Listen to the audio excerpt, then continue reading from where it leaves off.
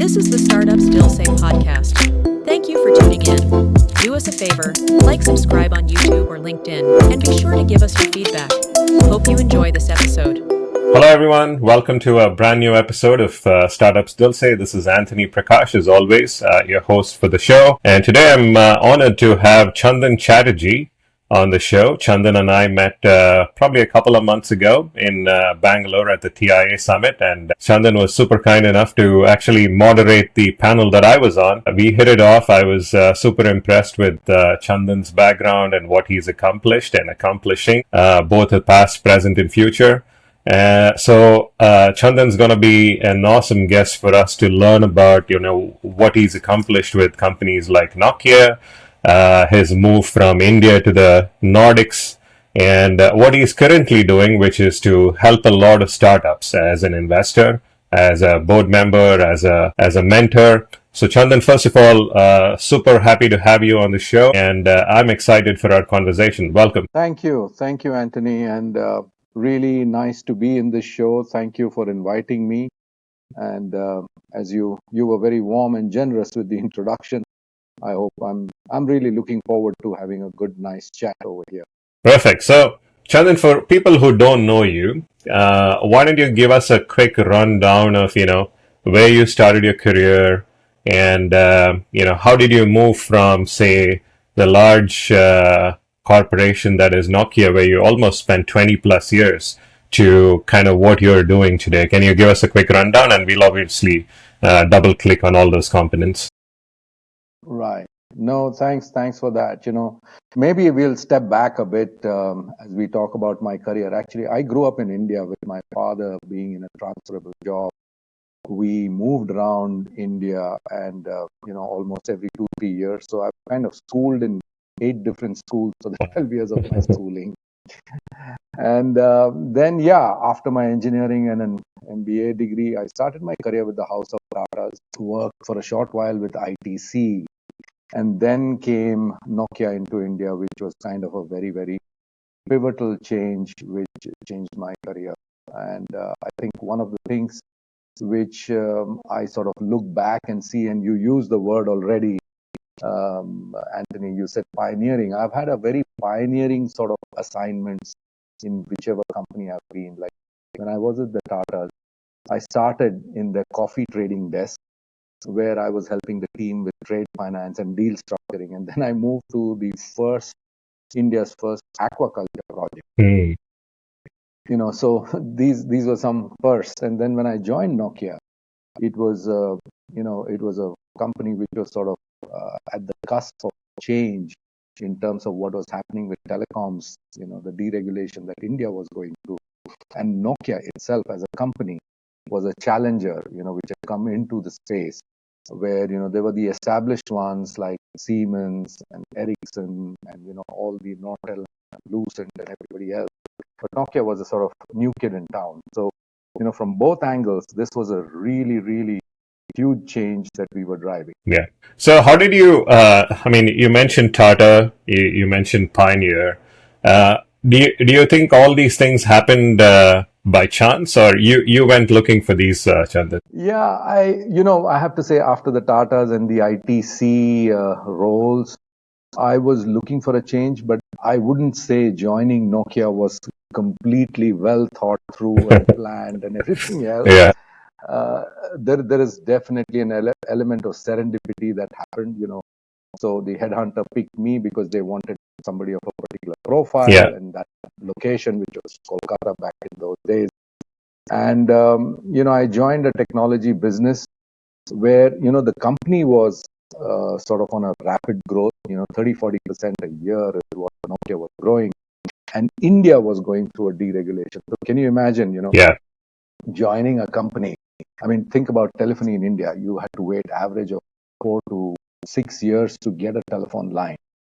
And when I launched the first GSM telecom network, you effectively brought that down to zero. Yeah.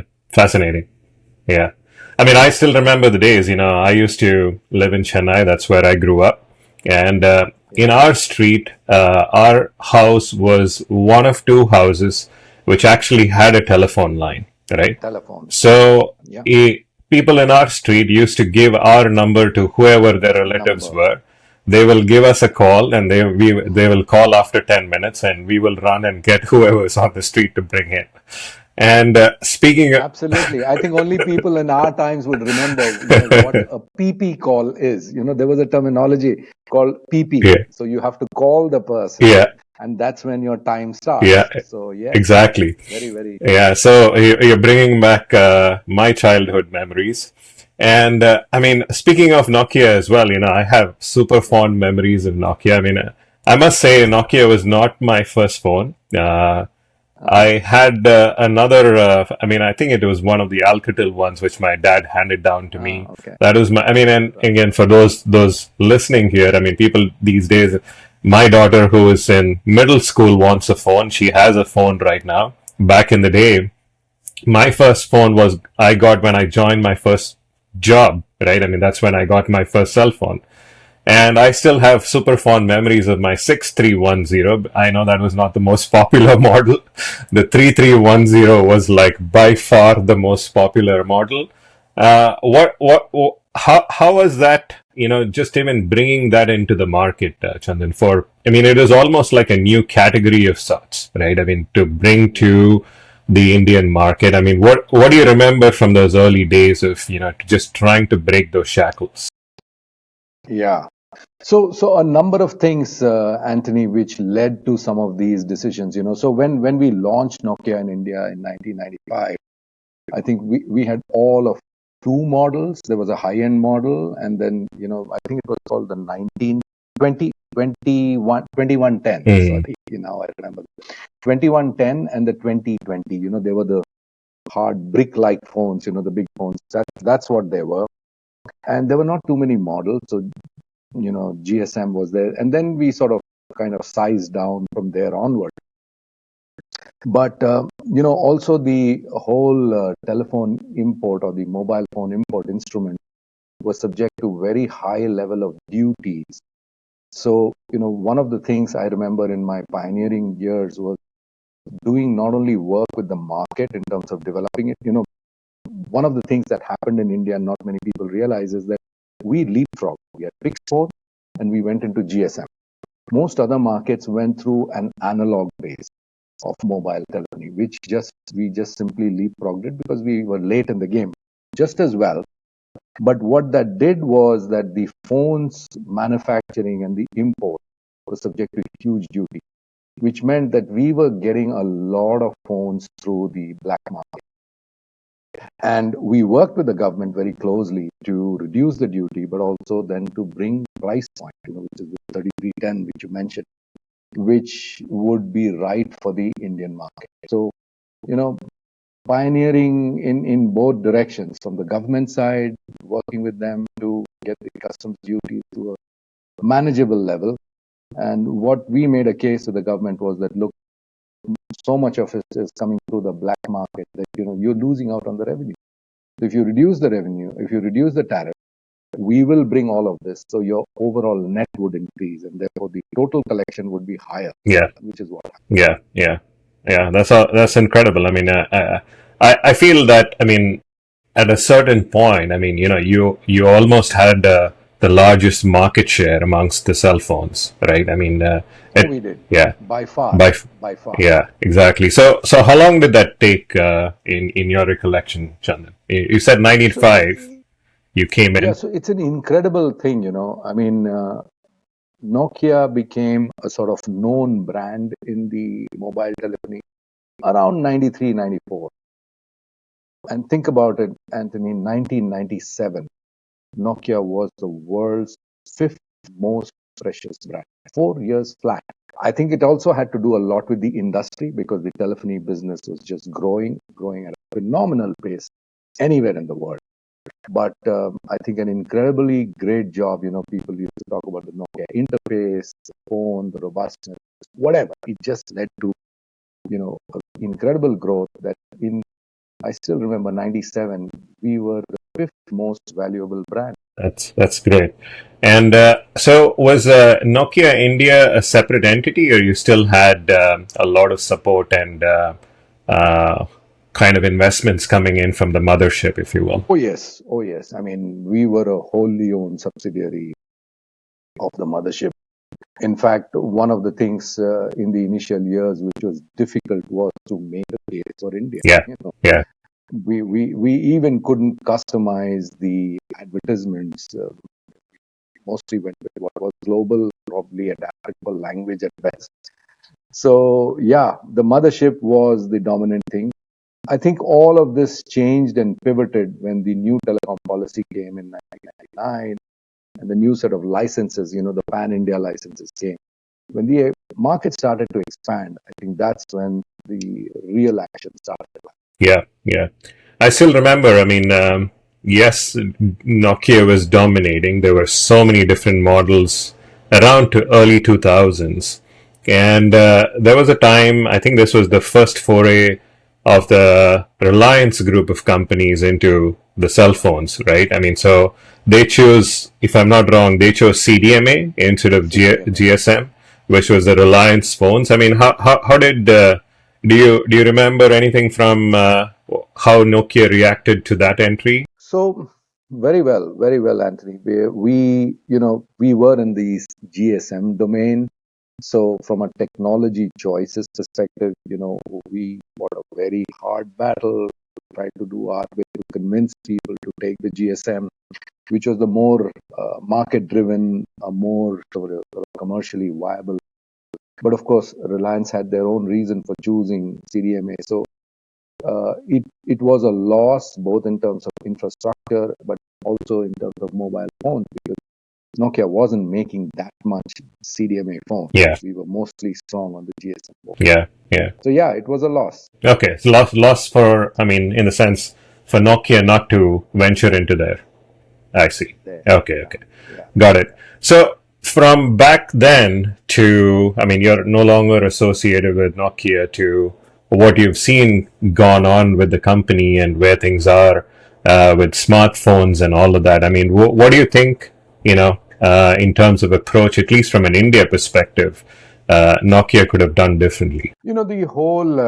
I mean, it's not just an India case. I think Yeah, yeah. it's You're a right. global case. The whole exit of the phones business. That's right. I think, if anything, Anthony, it's lesser known. The Nokia brand is probably still the strongest Yeah, in India. yeah, So you still have it's, when you see the Nokia phones, they're not really Nokia, they're just Nokia branded phones. They're OEMs to somebody getting the IP behind it. But yeah, so what happened, of course, is a story of technology dominance and collapse. So, the whole Apple and the whole software ecosystem, the Android and the OS story, yeah. which fundamentally killed the Nokia business. So, in that sense, it killed a certain part of the business, but today Nokia is also quite strong and resurgent in the infrastructure. They kind of pivoted Yeah, yeah, when they rolled out. yeah. So let's maybe shift gears a little bit, Chandan, right? So you started off with the Tatas, you did ITC, you did Nokia, and of course, the stint with Nokia took you from India to work in the Nordics, right? I mean, how has that culture changed for you working from, say, a subsidiary to kind of working in the mothership? I mean, and given your point on the in 4 years it became a super popular brand. I mean, I'm Yeah. sure things were running at like 200 miles an hour while during that hot period, if you will, of the hockey stick growth. So I'm sure you have a lot of great stories and case studies that you've learned from that you're applying to. So I mean, any nuggets of wisdom that you can share on things that you learned during that launch and that rapid growth that you actually were so close to the headquarters? Right. I went to the headquarters only in 2006. So before I moved out of India fairly early, Okay. and I did quite a few stints around the world. Singapore. Oh, I see. Yeah. So in a way, Nokia was, as I said, growing 30-40% a year, and I was asked to replicate what I had done in India, the rapid growth, go and set up a mission, set up a post, hire the people, ramp up the operation. So I did that in a number of countries like Taiwan and whatnot. So that rapid growth was sort of, go to a country, apply the same model that you've done, work through the same things, set it up. And there's one set of things. But then, like you said, Anthony, Nokia went through various phases. So, the whole phenomenal exponential growth, then the tech bubble burst, and then started, the sort of slow decline and decay. And I think, by the time we get to the second financial crisis, the first financial crisis, 2008, I think the things were beginning to tear at the seams. Yeah. In Nokia. Yeah. So, yeah, it was learning journey, in every phase, the exponential growth, but also the very difficult times where, I was in a very pivotal position in NSN where I was close part of the management team where we almost sort of went bankrupt. So very, very close to the end. Okay. Yeah. I mean, these are all. I mean, we all have our ups and downs, and before we hit rock bottom, I mean, how we come back up is always a fascinating story. So, sticking to your move to the Nordics, I mean, after Nokia, looks like you've taken a keen interest in the whole startup ecosystem. And I mean, since then, even today, you've been associated with a bunch of startups. So how did that shift happen, Chandan, from a large corporate to startups? Yeah, absolutely, Anthony. And one of the things which I think I was very fortunate, even within the large corporate environment, I was associated with some small companies. Like, we did some M&A transactions. So we bought an IPTV company called Meteoric in US. This was around 2007, and I was part of the team which was scaling up their sales. And then a few years later, we bought a services company, a very small services company in Europe. And again, integration of the company and how do we ramp up the capability and replicate that's sort of go-to-market model. So first of all, Nokia was also a very entrepreneurial company, very low overhead, Nordic culture, do things hands-on kind of thing. But also within that, I had a lot of these small company exposure. So being part of a small company or a startup or a scale-up was not new to me. I really enjoyed that. Yeah. So once my corporate stint came to an end, I said, this is what I want to do for the future. Yeah. It came very naturally. Yeah. Yeah. Okay. And I mean, do you kind of pick and choose which sort of startups you work with, or what is your operating model, if you will, in terms of how you engage startups right now? So, having been in the tech business, Anthony, one of the things that comes naturally to me, and I think even the deals that come to me tend to be a tech based. But if one of the things that if I have to choose, then I sort of choose between tech, health tech. That's an area which I have a lot of personal interest, and some of our investments also are in that area. So kind of an underlying tech platform, and these days that's probably not saying much. Even food delivery is a tech platform. Yeah. So, yeah. Yeah. So, I mean, given that you are in the Nordics, I mean, I've maybe made one trip there. I have seen. You should change that. I have seen, much like anywhere else in the world, I've been super impressed by the amount of startups that are popping up all over the place. Whether it's in Sweden or it's in Oslo or anywhere. What is it that you are seeing, change in the sense? Obviously, there needs to be a lot of how do I say partnership between both the education institutions plus the startup ecosystem plus the government helping out. I mean, do you see that sort of climate change. Having been in the TIA summit, both you and I, Chandan, we did see a lot of these players there as well. They want to come back and invest in India. They're saying, oh, we're creating this ecosystem in culture and climate for you to make it super easy for you guys to come over there and begin your startup. Obviously, every country is sort of going after the same Silicon Valley sort of a model, if you will. Having been so close to it, what is unique about, that startup ecosystem? Maybe give us like a pitch, I guess, for why we should For the Nordics. for the Nordics. Yeah. Yeah. Anthony, I think it's kind of very widely known and well known. If you look at standard of living, quality of life, it probably comes through tops in most surveys, right? Quality of life, standard of living, quality of education. Education is another very, very strong point. And then if you even look at some of the innovation indices, so if you look at the large companies, the Nokia, Ericsson, Volvo, the world has one set. But even if you look at the modern tech, Spotify, Angry Bird, all of these in the Nordics. So Nordics does have a few things really which is going well is the education. So very high STEM education, STEM penetration, which makes the people very highly.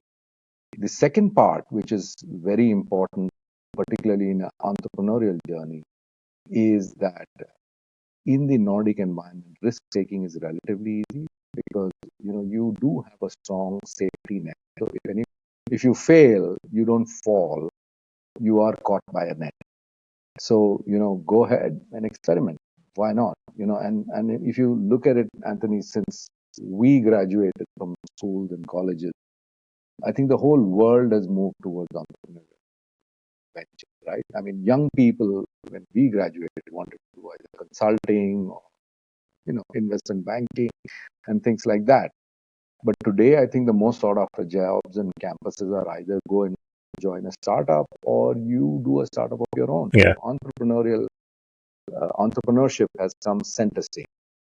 And you put that in a Nordic context where you have a very strong safety net. It does foster a very strong innovation environment. Yeah. That's fascinating. It's so important, right? To your point, I was thinking about how many of us, including myself, don't venture into that, thinking about or worrying about the risk that is involved, right? And the fear of falling down, if you will, and how that might impact your career. Mm-hmm.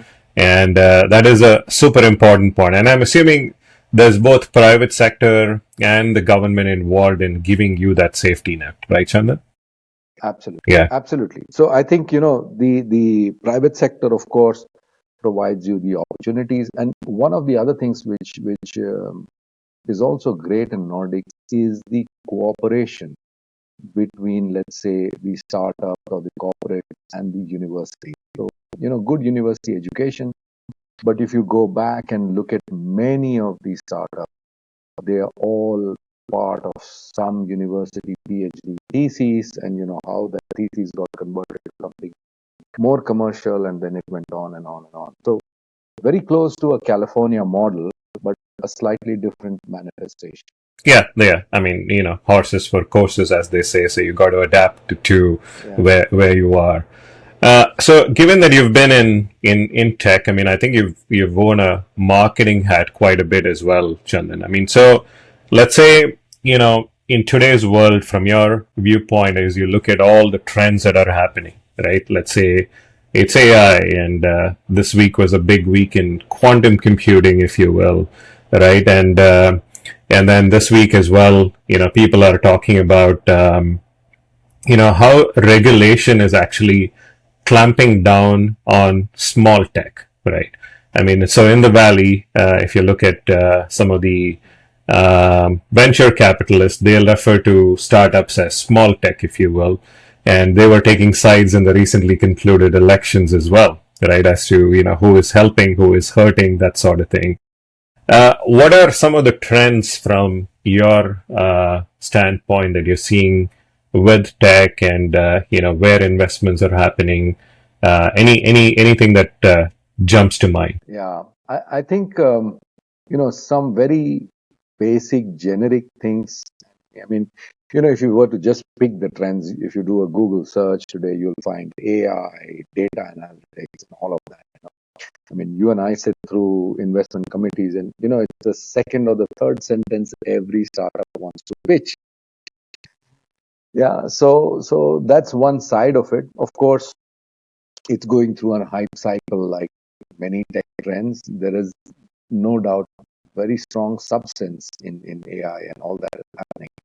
But I think in general, one of the things if you see is that the tech proliferation in our lives is only going to increase, right? And tech sort of manifests in everything. It's been a corporate thing, moving into our daily lives. I mean, think about the time when Bill Gates said he wants a PC in every home. When he said that, not many people believed that, but that's the way the world has been for the last 20 years. And so the tech manifestation is trying to go, the IoT, every device is going to be linked. So that's one thing which is a very general, strong tech-led growth which you will see, whether it is, our day-to-day life, simple things like, banking, whether it is simple things like your, daily services, all of this would be very, very, so any investments which are sort of supporting. So if you look at data, the whole data center growth that is coming, it's, we haven't even scratched the surface. So it's been largely led by the big guys, Google, Facebook, Yeah, world. But the manifestation of this into our daily life will bring a completely different order of growth. So when we talk about, this is one side. The other side of it is that if you look at some generic trends, the world is getting older. The world is also getting, especially the rich part of the world, is getting older faster. So health will be a very big trend. So you combine tech and health, and it kind of leads you back to why, Anthony, I said in the beginning, I choose health and tech yeah, as makes one of the sense. investments. So these are some of the trends that I see. But of course, then, nearer term, you see a lot of these hype cycles with AI and all. Yeah, perfect. So Chandan, I mean, let's move to a section what I call as the Dilse questionnaire. I'm going to have you answer maybe 4 or 5 questions rapid. I mean, and I've not given you any of these questions before, but Okay. first thing that comes to mind, right? So you're Hmm. a role model yourself, given what you've accomplished in your career. But did you have a role model for you? I mean, anyone you looked up to as you were, peaking in your career? Name one, but if you really corner me to pick one, Anthony, it would be Steve Jobs. Okay, that's not a bad role model. Well, I mean, for those who have worked for him, probably they'll have a different thing to say. Yeah, But yeah. From the what outside he in, did to the, super inspiring. yeah, Yeah, yeah. super inspiring. Perfect. Yeah. What's the best advice you've ever received? Wow. Mm, don't look back. Don't look back. Keep, don't look back. That is awesome. Yeah, I mean, that's great. I'll remember that as well. I don't know if I do a good job of that myself, but it's easier said than done, right? Yeah, So, are you much of a reader, Chandan? I am. I always have a pending list of books that I have to go through, but Okay, yeah, I like to read as much as I can. But okay. Any favorite book that you keep going back to? again, a tough one, Anthony. Hard to pick one book Okay, amongst so many books. But I would say, one book which influenced me a lot, me, my leadership, and a lot of my thought, I think, is Carol Dweck's Mindset. okay. Very nice. That's a book which really left a lasting impression. And I kind of, pick parts of the book and I read that over and over again. Okay, beautiful. Yeah. And the last question for you is, you might have, I mean, this might be a hard one for you as well, given that you've pioneered so many places and you have a lot of memories. Any amongst your top three memories, what is in your career? I mean, what do you think is your favorite memory that you probably are super proud of as well? Again, hard to pick one. And if I have to look back today, Anthony, these things are always a moment in time. Yeah, But when I look back, I think I would probably rate the launching of the first GSM network. It's now a hindsight thing. At that moment, it didn't feel that momentous. But 31st July 1995, when we had the first GSM network launched in India, little did we think or anticipate the change that we were bringing to this country. That yeah, in the last 25 years, yeah, it has fundamentally changed the landscape in such a large way. yeah. I mean, it's So one it's a for very the humbling thought. yeah, yeah. I mean, totally. I mean, Humbling. not many people will realize that it is literally changing history, right? I mean, it's a moment in history, if you will.